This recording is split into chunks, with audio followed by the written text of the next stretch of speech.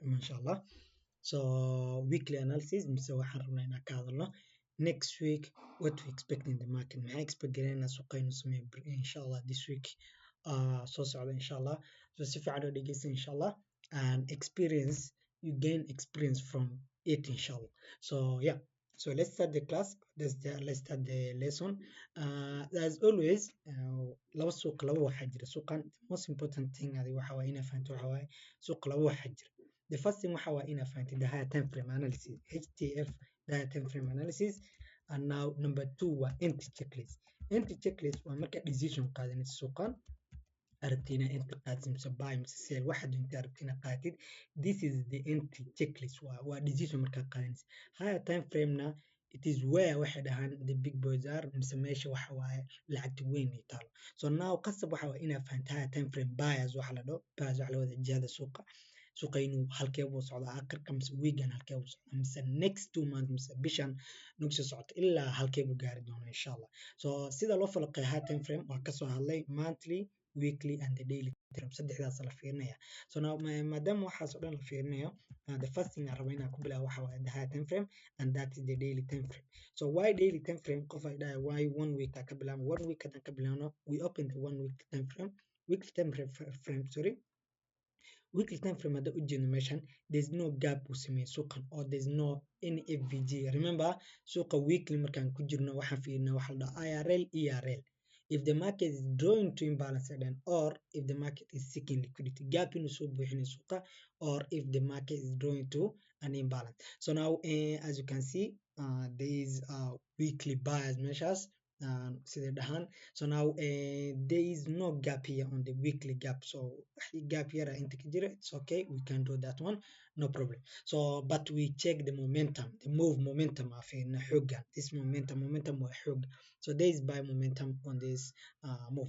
So now on the daily time frame, one day wax kasta ka jira. So daily time frame hadda ujeedno meeshan, as you can see there is a gap. So this is the FVG, this is the point of interest.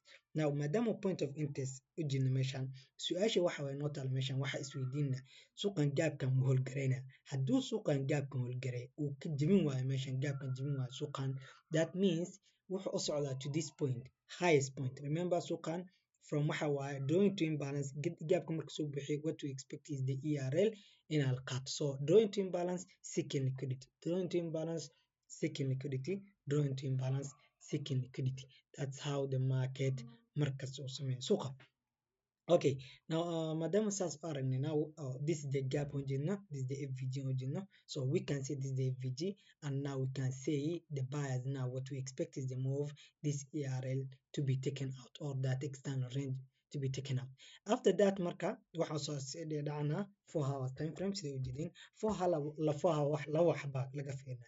The first thing waxa waaye CRT hadda ka jirto 4 hour time frame. CRT maxaa laga wadaa? CRT waxaa laga wadaa 3 candle oo combiner. Taa waa ka hadlay, si fiican u soo dhegeyso inshallah. So now we said the first candle always wuxuu sameeyaa waxa la dhaho manipulation, or the accumulation, sorry, accumulation waxa ka wadaa wuxuu sameynayaa raaf ku jira. So now the second candle hadduu isku dayo now second candle of the day, hadduu isku dayo previous logan inuu qaato with a wick, that's manipulation. So this is the candle range theory waxa la dhaho, candle kaado barnay. So now previous logan haddaa lala baxo, candle kan saan hadduu hoos u aado saan, and then korsa ugu soo xirmado 4 hour time frame, that is what we call a CRT. And now what are we expecting next? What we expect next waxa waa distribution move inay dhacdo, or a buy move inay dhacdo meeshaas.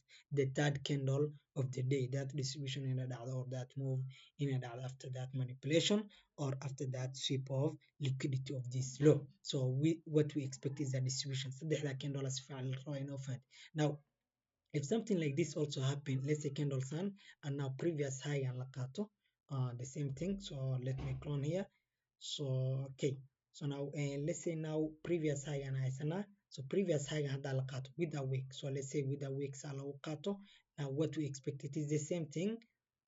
So what we expect also waxa waaye, okay, so now let's say this is the previous high been taken out with a wick now. So now maadaama with a wick lagu sameeyey, now what we expect waxa waaye now, sorry, so let me take it. So now something like this hadday dhacdo, previous high and with a wick lagu qaato, now what we expect is a distribution, the same thing.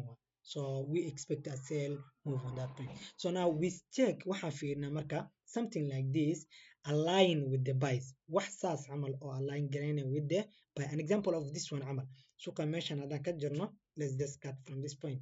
So sida tradekan I am expecting 100% tradekan telegramka waa soo dhigay. So now and this is the candle gaapkana soo buuxi maadaama gaapka soo buuxi, and now the CRT lagu sheegay waa this candle.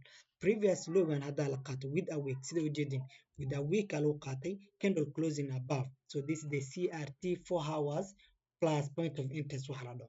Why? Because it is in a gap kana ku jirta on 4 hour time frame ee soo gashay. So it is 4 hours waxa lagu baray meeshan waxa jirta qaabaan ka soo hadlay and I 4 hour plus CRT way isku dhacda highly waay hadday dhacdo.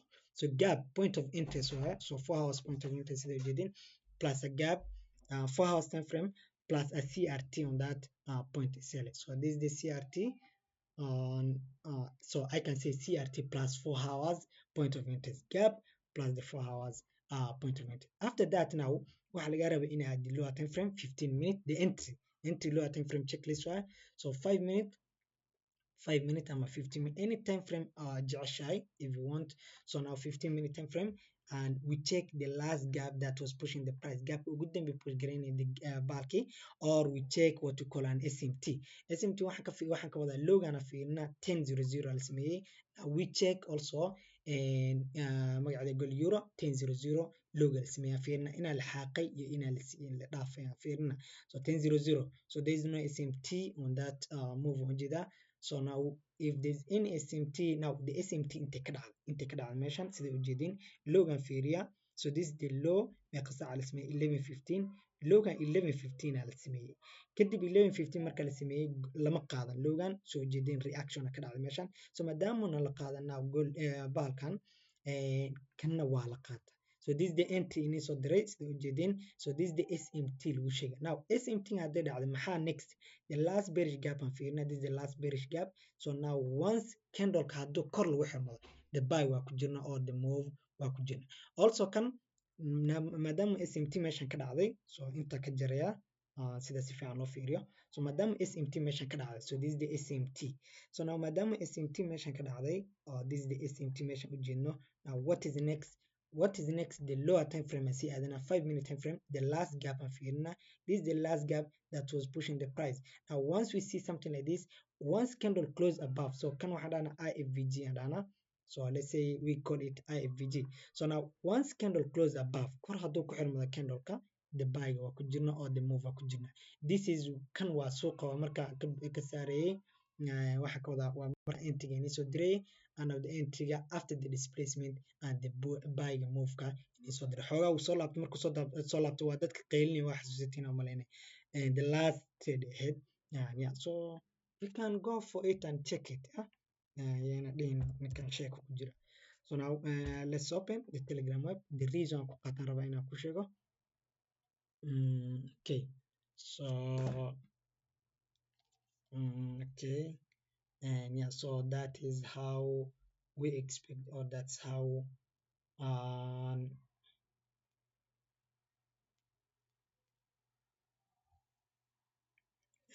okay so now let's open the Telegram network problem hoga.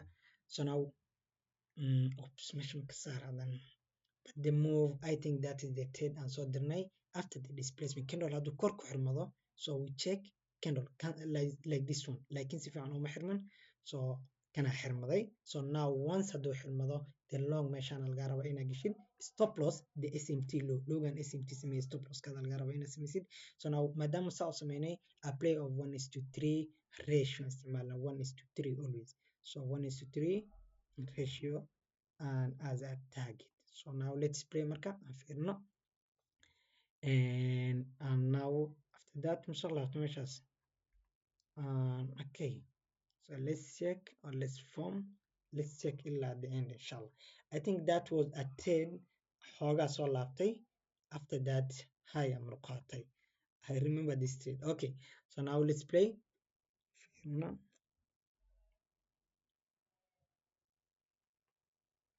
yeah so that is the move caadi oo dhacay after that. So now that's how it is. So high aynu kasoo laabanay, I don't know.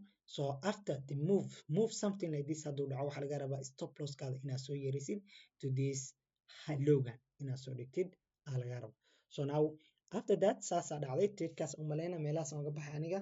So now once something like this marka dhacday and that is the trade oo qaadan maxaa qaadan simple waxaa lagu sheegay waa every time waxaa 4 hours plus the CRT on 4 hours time frame and a gap weekly gap usoo galay suuqan. Now taas waa shalay ahayd last Friday ahayd muhiimad maaha muhiimada waa to next week what to expect. Now 1 hour time frame aan gelinaa meeshan. So 1 hour time frame the same thing here aan rabaa inaan ku sheego.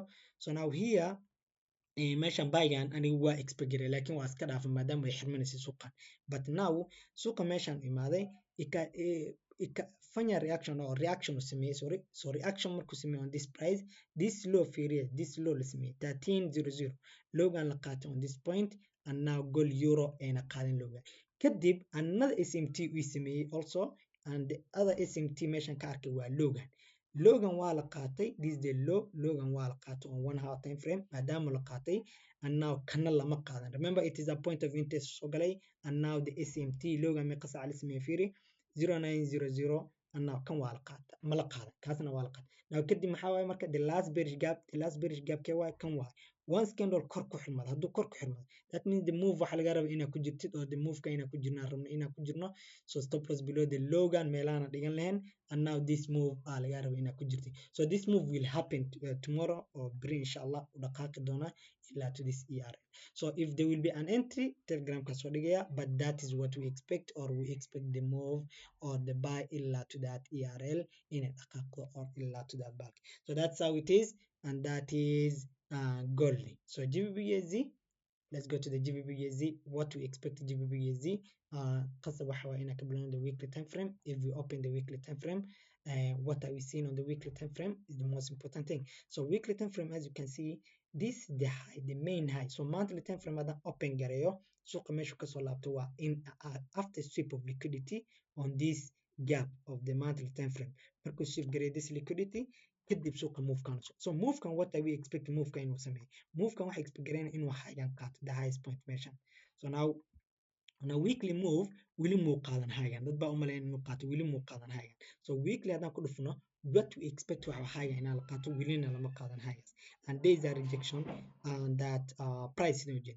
So now another thing is a gap unu sameeyey and the gap is this one or what we expect gap kaas inuu push gareeyo. Remember wax dhaqaajiya suuqan waa lacag. So now waxa laga yaabaa now suuqa inuu lacagtan soo qaato kadib inuu dhaqaaqo ERL ka inuu qaato. So that is something else uu sameyn kara suuqa.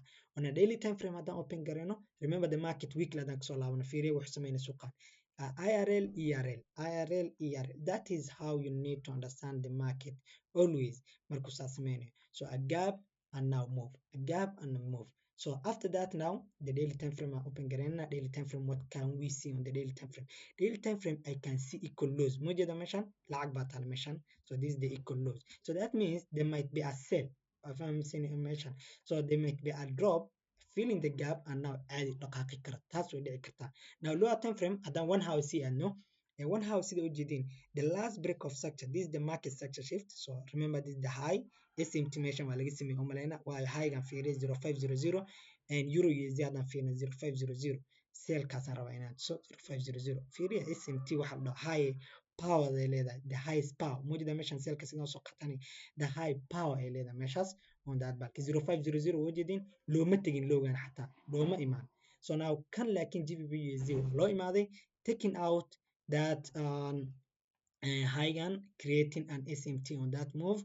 SMT ga markuu sameeyey what is next the last bearish gap fiiriya the last bullish gap kee waaye marka kan waaye suuqi muxuu sameeyey wuu jibiyey markuu jibiyo kusoo laabtay and now a fall caadi qofkii ka faa'iideystay meesha uu ka faa'iideystay a market created a market structure shift MSS on that market structure shift waa body inay noqoto always yeah. So that is the market structure shift. After that market structure shift a fall to this low meeshan si fiican u fiiri lowgan ima. So now what we expect waxa suuqa inuu lowgan qaato.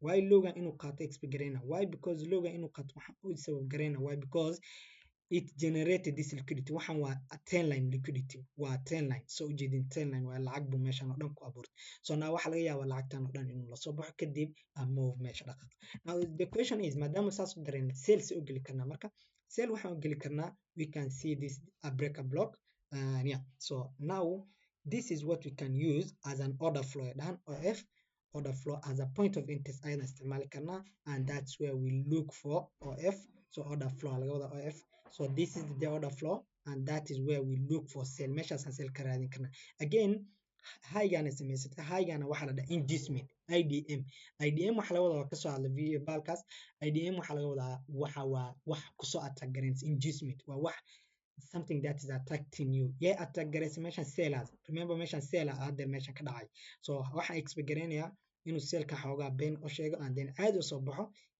supply aan soo aado and then kadib caadi oo dhaqaaqo lacagta marka soo helo xooggaas kusoo dhaqaaqi doonaa to this ERL so this is the inducement move inducement waxa la wadaa something that is attracting you toward itself wax kusoo jiidanaya la inducement so yeah and that is how it is when salaamia